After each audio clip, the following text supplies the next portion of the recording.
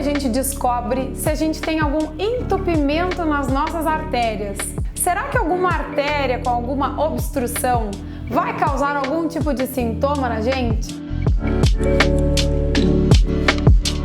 Olá, eu sou a doutora Cíntia Medeiros, sou cardiologista e ecocardiografista e hoje eu vou conversar aqui com vocês sobre como é que a gente pode identificar e descobrir se a gente tem algum entupimento nas nossas artérias em alguma parte do nosso corpo, se a gente tem algum sintoma, que exames que a gente vai realizar, como é que a gente vai investigar aí esse quadro. Então, primeiro, vamos dividir o nosso corpo em algumas partes, porque as nossas artérias levam o sangue oxigenado para todo o nosso corpo. Então a gente vai apresentar sintomas conforme a região aí que esteja sofrendo com a falta de oxigênio. Primeiro, vamos falar do coração. Se a gente tiver algum entupimento nas nossas artérias coronárias, vou lembrar aqui vocês que as coronárias são as artérias que nascem da aorta e vêm por fora do coração e abraçam o coração, levando o sangue com oxigênio para o músculo cardíaco. O músculo cardíaco está o tempo todo, né, trabalhando e fazendo contração. Então ele precisa de bastante oxigênio o tempo inteiro. Então quando a gente tem alguma obstrução numa coronária, essa parte do músculo que recebe o sangue daquela coronária vai sofrer. E aí a gente vai ter angina. E se a gente tiver um infarto, a gente, enfim, né, vai ter uma dor forte no peito e pode até perder aí uma parte do músculo do coração que vai se transformar numa cicatriz. Isso aí vai ser o infarto agudo do miocárdio. Quais são os sintomas de obstrução de coronária? Dor no peito. Às vezes a gente não tem dor, mas a gente tem cansaço para fazer alguns esforços. Às vezes a gente tem uma dor diferente, umas pontadas, uma ardência, um peso no peito. E também existem pacientes, né, que infelizmente não têm sintomas. Quais são os pacientes que quando têm obstruções nas coronárias costumam ou não sentir nada ou ter sintomas bem atípicos, bem diferentes da dor no peito? São as mulheres, os pacientes diabéticos e os pacientes idosos. Então, esse grupo de pacientes é um grupo de pacientes que a gente precisa estar sempre desconfiado se pode haver alguma obstrução de coronárias, porque os sintomas são bem mascarados. Agora vamos falar de outras partes do corpo. Quando a gente tem entupimentos nas artérias lá das nossas pernas, é claro, quem é que trata isso? Não é o cardiologista, é o cirurgião vascular. Mas a falta de oxigênio para as nossas pernas vai fazer com que as nossas pernas doam quando a gente está caminhando. A pessoa vai caminhar, vai ter uma dor forte na perna e vai ter que parar para descansar. Esse sintoma é chamado claudicação intermitente.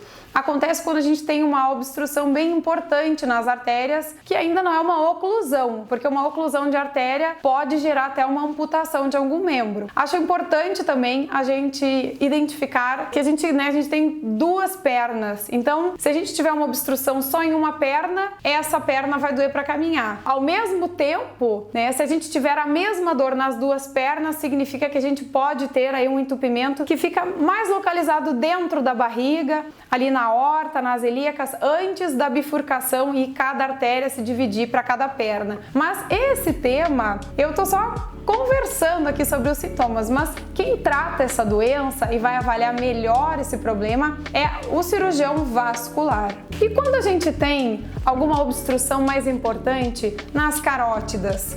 As carótidas são as artérias que a gente tem aqui no pescoço que se bifurcam e levam sangue para uma parte do rosto e uma outra artéria que é a carótida interna que vai levar o sangue lá para o nosso cérebro. Então, quando a gente tem uma obstrução importante na nossa carótida interna, a gente vai ter sintomas de isquemia cerebral. Então, que são aqueles sintomas de derrame cerebral, de AVC, que podem ser sintomas transitórios ou não. Vou dar um exemplo aqui. Quando o paciente tem uma perda de força em um lado do corpo, ou um formigamento, quando perde a força assim da mão, quando não consegue falar direito, puxa a boca para um canto, fica com a língua, com a fala arrastada. Esses são os sintomas de AVC. Se eles passarem rápido, a gente teve um ataque isquêmico transitório. E se eles forem mais permanentes, aí isso já pode ser uma isquemia cerebral. Mas enfim, o que eu quero dizer é que os sintomas são neurológicos, quando a gente tem uma obstrução de carótidas. Agora, se a gente tiver obstruções, por exemplo, em artéria que leva o sangue lá para os nossos rins, então a gente vai ter um comprometimento da nossa função renal. A gente pode ficar hipertenso, a gente não vai ter dor no rim, não vai ser o nosso sintoma mais importante. O que a gente vai ter mesmo vai ser uma alteração de função renal num quadro mais inicial. A gente pode ter obstruções também nas artérias que levam o sangue para o intestino e a gente vai ter uma dor abdominal muito forte,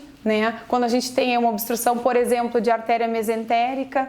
E aí, bem menos frequente, conforme as minhas conversas com os colegas que são cirurgiões vasculares, as obstruções que podem acontecer nos membros superiores, que são bem menos frequentes do que as obstruções para as pernas.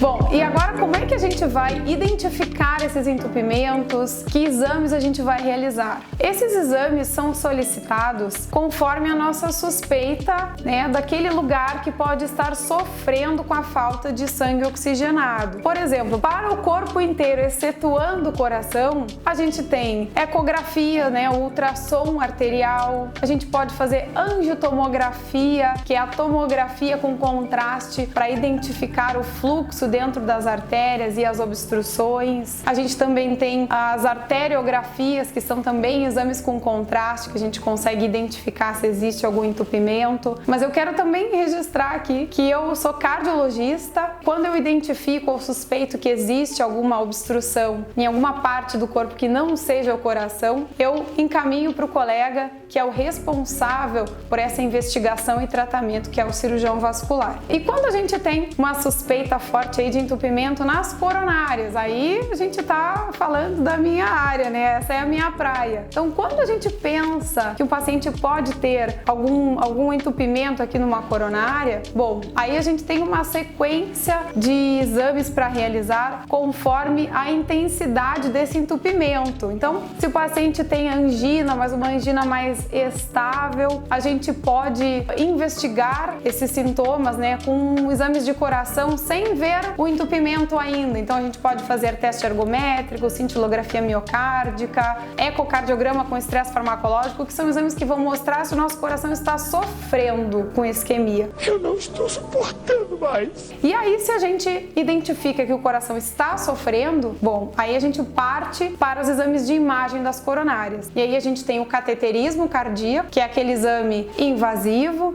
em que a gente pode colocar até algum stent nas coronárias, né? E a gente também tem a angiotomografia de coronárias, que é uma tomografia com contraste, que também mostra se a gente tem algum entupimento de coronárias. Então, o que eu acho importante nesse vídeo que a gente está conversando é que a gente preste atenção quando a gente tem sintomas de dor na perna, dor na barriga, sintomas de isquemia cerebral transitória, quando a gente tem dor no peito. Todos esses sintomas podem ser indícios de que a gente tem alguma obstrução em alguma artéria. E acho que principalmente, assim, fundamental nesse momento é a gente saber que a gente suspeita desses entupimentos quando a gente tem fatores de risco para os entupimentos. E quais são as características do indivíduo, do paciente, que fazem a gente pensar que essa pessoa pode ter alguns entupimentos.